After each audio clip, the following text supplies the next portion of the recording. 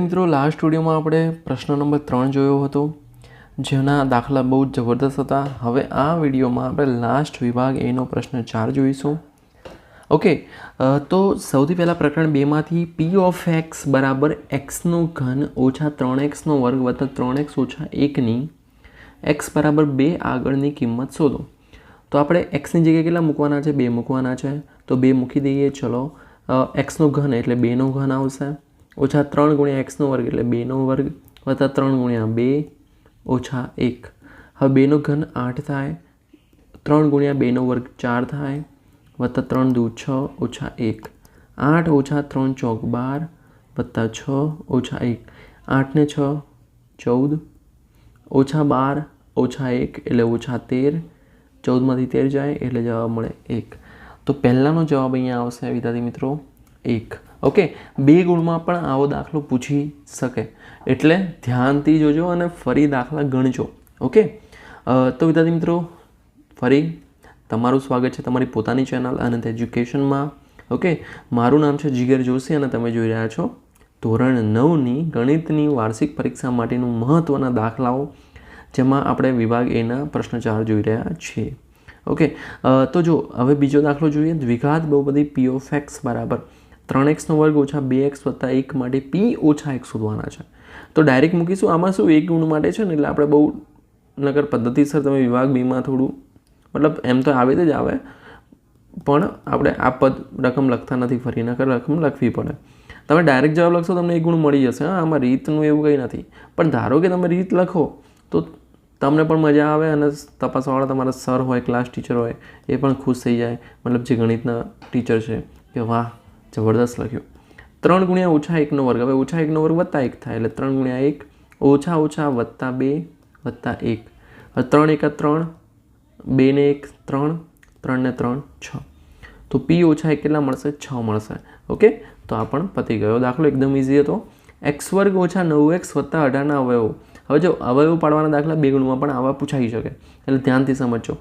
એક્સના વર્ગનો સહગુણક 1 છે, અંતિમ પદ 18 છે, તો ગુણાકાર એવી બે સંખ્યા શોધવાની જેનો ગુણાકાર શું થાય? 18 થાય. અને 18 આગળ પ્લસ છે, મતલબ સરવાળો વચ્ચેની સંખ્યા 9. એવી બે સંખ્યા શોધો જેનો ગુણાકાર 18 અને સરવાળો 9 થાય. તો એકદમ ઇઝી છે. 6 તરી 18. તો એક્સ વર્ગ 9ની જગ્યાએ મૂકીશું 6 વત્તા 3 એક્સ વત્તા 18. એક્સનો વર્ગ ઓછા 6 ગુણ્યા એક્સ એટલે ઓછા 6x વત્તા ઓછા ઓછા 3x ઓછા 18. આમાંથી સામાન્ય નીકાળીશું, એક્સ નીકળશે, કૌંસમાં આવશે એક્સ ઓછા 6. આમાંથી સામાન્ય ઓછા 3 નીકળશે, કૌંસમાં આવશે એક્સ. ઓકે, એક્સ વત્તા 18, અહીંયા વત્તા છે, માય મિસ્ટેક. ઓકે, અહીંયા આવી રીતે જો હવે આમાં જલ્દબાજીમાં લખવામાં મિસ્ટેક પણ થઈ જાય, એ તો આપણને ખ્યાલ આવી ગયો ભાઈ અહીંયા ઓછા છે ને આ બંને સરખા આવવા જોઈએ, એટલે ભૂલની ખબર તરત પડી ગઈ. નહીં તો તમે શું કરો? ભૂલ કરી જ જાઓ. તો અહીંયા એક્સ ઓછા 6 છે ને, તો અહીંયા આપણે એક્સ ઓછા 6 આવવા જોઈએ. અહીંયા ના એટલે મને થયું કે ભાઈ આમાં કંઈ મિસ્ટેક છે, તો યસ અહીંયા વત્તા તો અહીંયા વત્તા જ આવે. અહીં મેં ઓછા કરી દીધા હતા ભૂલથી.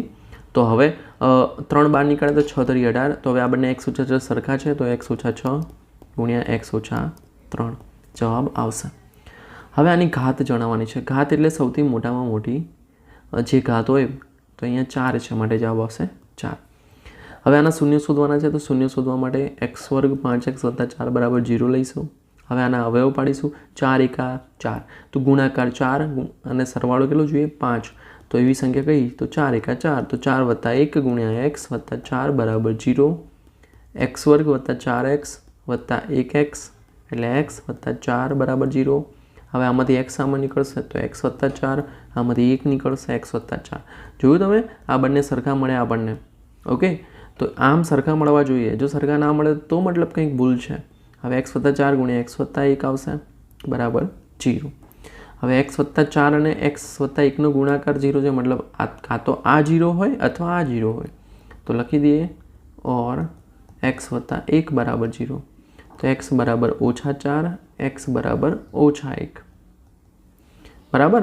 તો આમ બે આપણને શૂન્ય મળી ગયા. તો શૂન્ય કયા થાય?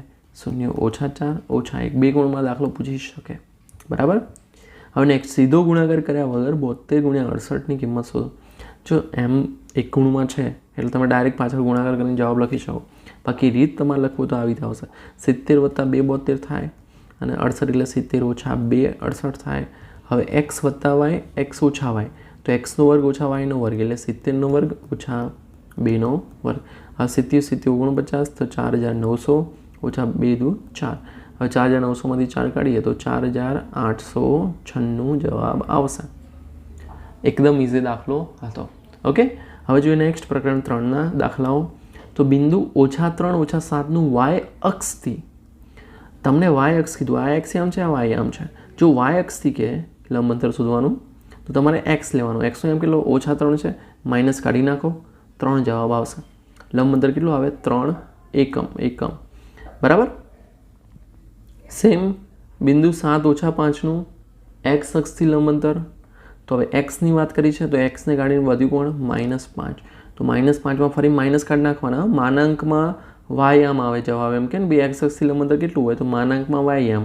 માનાંક એટલે કેવું કે ભાઈ એમાં માઇનસ મૂકો તો એ પ્લસ થઈ જાય. બરાબર. તો અહીંયા શું આવશે 5 એકમ. સમજ્યા? વિરુદ્ધ લેવાનું છે. એક્સ અક્ષથી લંબ અંતર કે તો વાય આમ લેવાનો અને વાય અક્ષથી કે તો એક્સ એમ લેવાનો. મળી ગયો જવાબ. હવે આ બંને પ્લસ છે તો કયા ચરણમાં હોય તો પ્રથમ ચરણમાં હોય.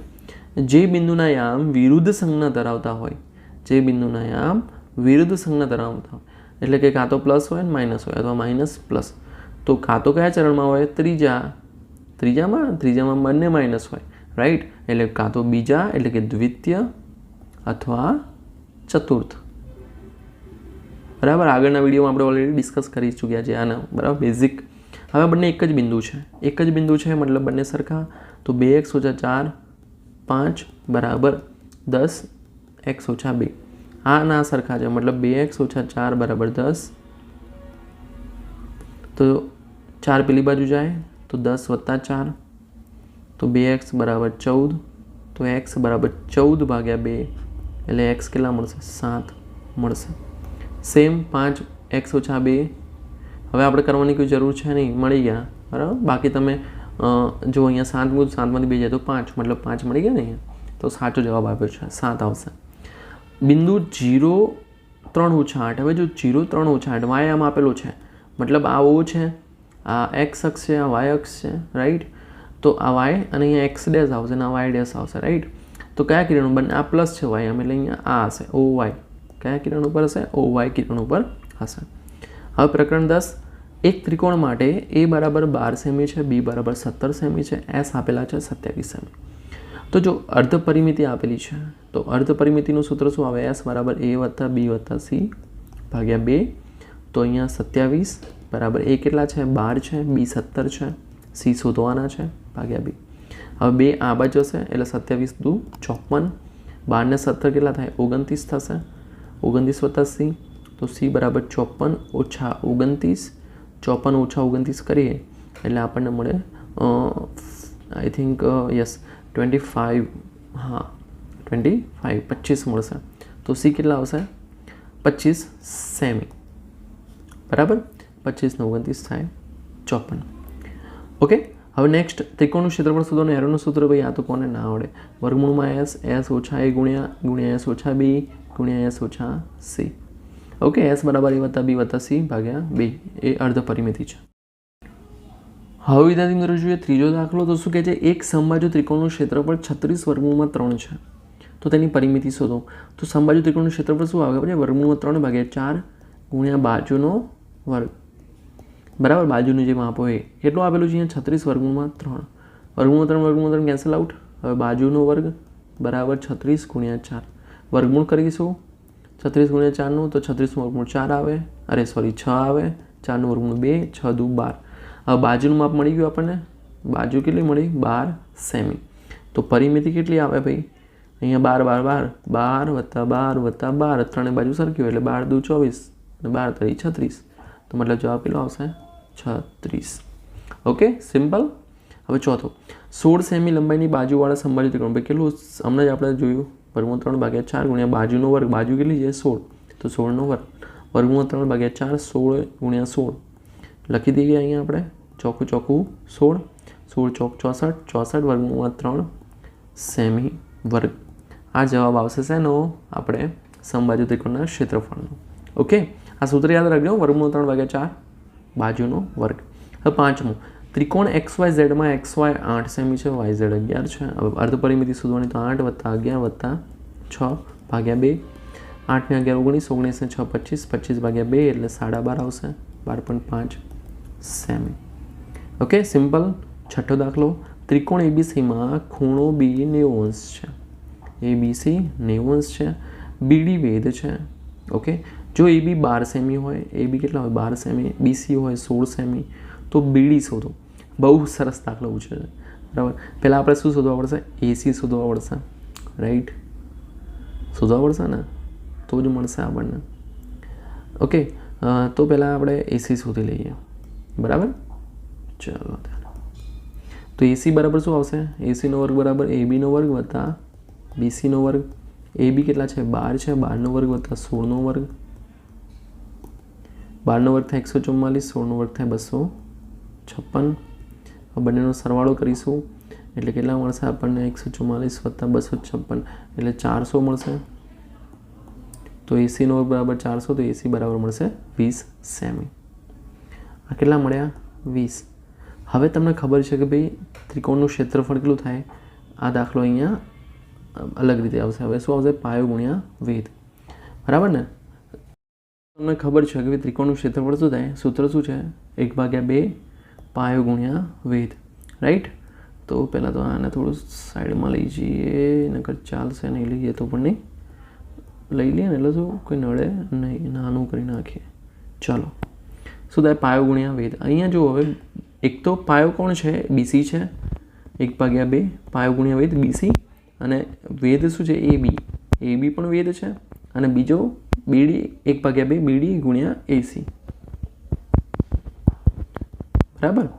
હવે 1/2 કેન્સલ આઉટ. BC કેટલા છે? તો આપણે BC કેટલા? 16. AB કેટલા છે? AB છે 12. BD કેટલા? તો BD શોધવાના. AC કેટલા મળ્યા? 20. હવે BD બરાબર શું આવશે? 16 ગુણ્યા 12 ભાગ્યા 20.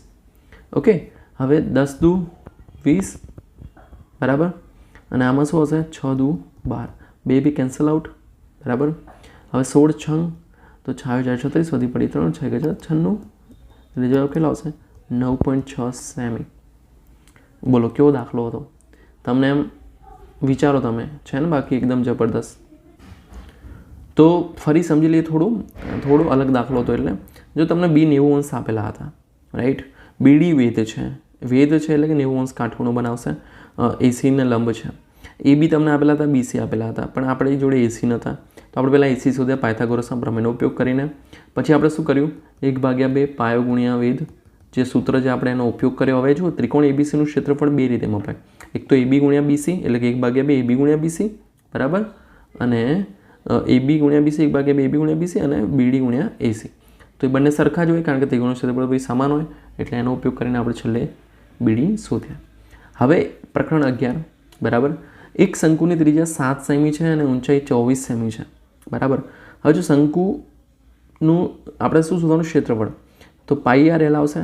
જો તમને એકદમ સિમ્પલ તો નહીં જ આપતા આ લોકો, મતલબ કે ભાઈ ચાલો ડાયરેક્ટ તમને આવડી જાય, બરાબર. આપણે ડાયરેક્ટ લખી જઈએ શોર્ટમાં. ઓકે, ચલો પહેલાં L શોધી લઈએ. તો L નો વર્ગ બરાબર શું આવશે? R નો વર્ગ વત્તા H નો વર્ગ, અથવા L બરાબર વર્ગમૂળમાં R નો વર્ગ વત્તા H નો વર્ગ. R કેટલા? 7, તો 7 નો વર્ગ વત્તા 24 નો વર્ગ, બરાબર. 7 નો વર્ગ થાય 49. 24 શું થાય? 24 ગુણ્યા 24 કરો એટલે 576 આવશે. એટલે 49 વત્તા 576 થશે 625. 625નું વર્ગમૂળ થાય 25. ઓકે, હવે જુઓ તમને 25 મળી ગયા L. હવે આપણે શોધવાનું છે વક્ર સપાટીનું ક્ષેત્રફળ. ડાયરેક્ટ લખું છું ક્ષેત્રફળ ખાલી. πr L શંકુનું. કોનું? શંકુનું. પાઈ કેટલા? 22/7.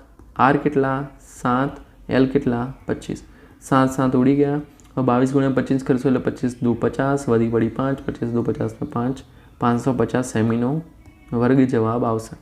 તો બરાબર. હવે 2 ગુણના દાખલાઓ તમને અહીંયા 1 ગુણમાં પૂછી લીધા છે, રાઈટ. એટલે થોડું પેપર તમને અઘરું પડી શકે, એટલે શું કરવું પડે? તમારે પ્રેક્ટિસ કરવી પડે, બરાબર. બીજો દાખલો, 28 સેમી વ્યાસવાળા, એટલે D આપેલો છે 28 સેમી, તો R શોધવો હોય તો કેટલા આવે? ત્રિજ્યા 28/2, એટલે કે 14 સેમી. હવે ફૂટબોલની સપાટીનું ક્ષેત્રફળ, ફૂટબોલની સપાટીનું ક્ષેત્રફળ એટલે શું આવશે? 4πr નો વર્ગ. 4 ગુણ્યા પાઈ કેટલા છે? 22/7. આર કેટલા છે? 14 × 14. 14નો વર્ગ આવશે ને એટલે હું 14 × 14 લખી દઉં. બરાબર. 7 દુ 14. હવે આખો ગુણાકાર કરીશું. 22 ચોક 88, 14 દુ 28. હવે બંનેનો ગુણાકાર કરવા રહીશું આપણે 88 × 28. બરાબર. 8 દુ 16 વધી પડી 1, 8 દુ 16 ને 1 17, 64 વધી પડી 6, 64 ને 6 70, 4 6 7 7 14 અને 1 2 24 64. જવાબ શું આવશે?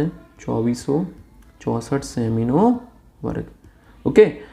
ગુણાકાર પણ આવી રીતે આપણે કરવો પડે, રાઈટ. પણ તમે પ્રેક્ટિસ જેટલી કરશો એટલા તમને વધારે સારી રીતે આવડી જશે.